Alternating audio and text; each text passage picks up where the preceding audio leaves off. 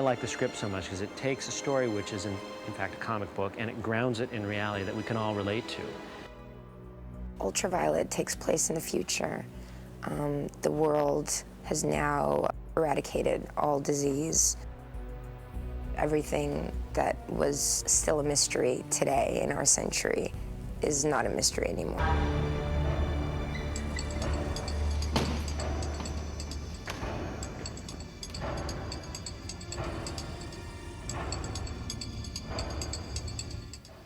Okay, cut. Good.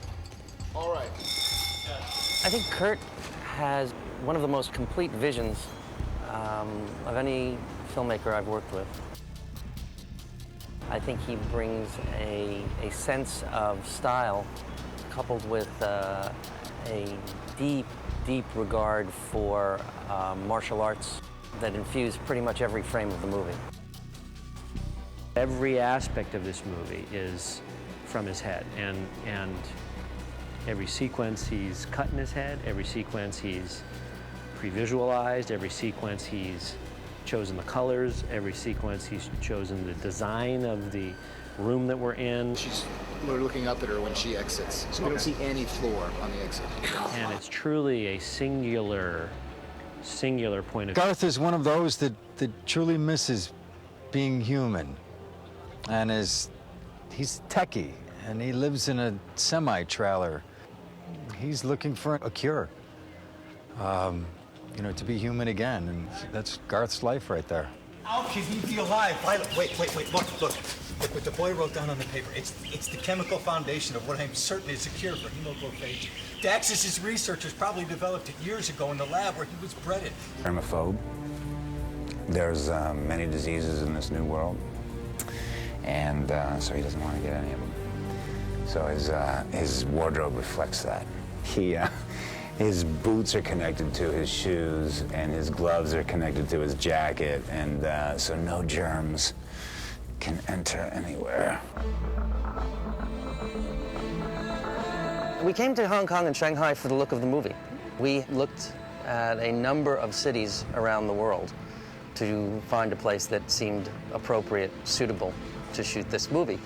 And when we came to Shanghai, the architecture of the city was so extraordinary, so genuinely futuristic, that it sort of surpassed anything that we could have imagined a designer sort of inventing. I mean, here were buildings that had not been seen before on film, and yet they were the product of enormous architectural invention. Kurt fell in love with the city, fell in love with the architecture, and knew straight off that we were going to shoot some, if not all, of Ultraviolet in Shanghai. There is a science museum here, which is one of the most of this movie. Very ultraviolet.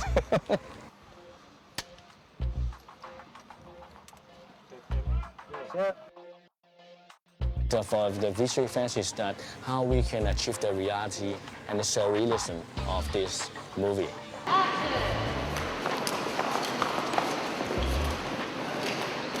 Kurt has his own imaginations and his own world about this movie. He has every single frame before filming in his mind. He crafted out each single frame.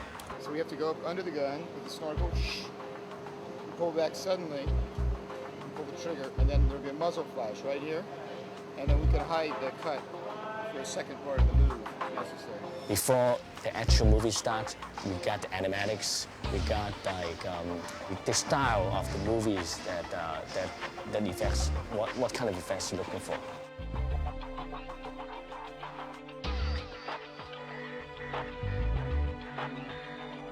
And then say, okay, this is what he wants, and we can quickly tag to the thinking of Kurt. So this is very important, save a lot of time. So it's well prepared to go filming. 3, 2, 1, action!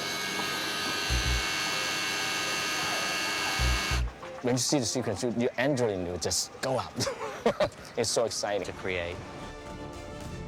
I had come to China and to Hong Kong to search out what possible Asian resources we could find to work with us on the movie. And I met James, and the pages of his book were filled with images that were almost as though he had climbed inside the imagination of Kurt Wimmer.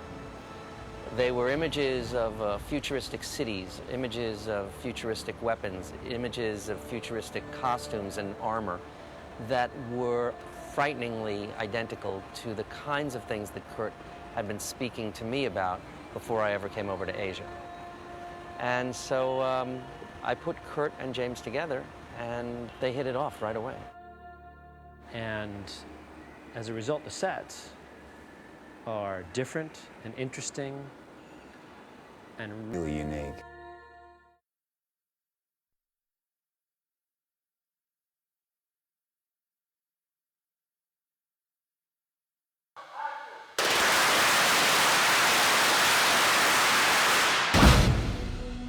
Mike Smith has directed all of the second unit fight sequences, and along with Kurt choreographed and worked out every last detail in all of the fights in this movie, and we have many fights in this movie.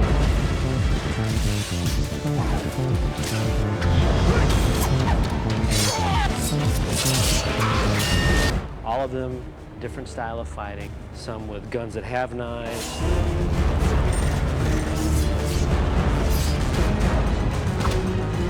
They are highly choreographed, highly designed, and Mike and Kurt worked hand in glove to create them.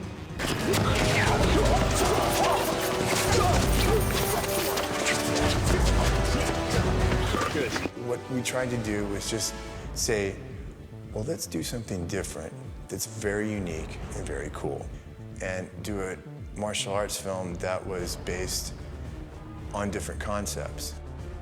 We incorporated all the different martial arts. It wasn't just one style. Each one is very different and very unique.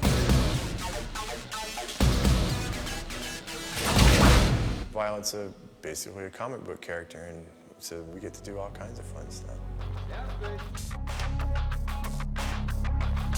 I'm very proud to be a part of this production because of the quality of the stunts that we're doing.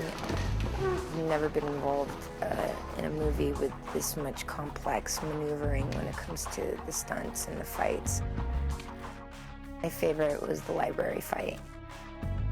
When she starts moving, she never stops, and the sets are so beautiful, and the movement is so beautiful and so complex, and it's less to do with kicking and punching and more to do with dodging and just deflecting. It doesn't matter about the punch, punch, kick, kick. It's more about the movement, the flow of everything. So Kurt and I hired several rhythmic gymnasts. We'd say, here, take your batons and perform. And there's a move in the chapel fight where Violet whips the sword around her hand horizontally.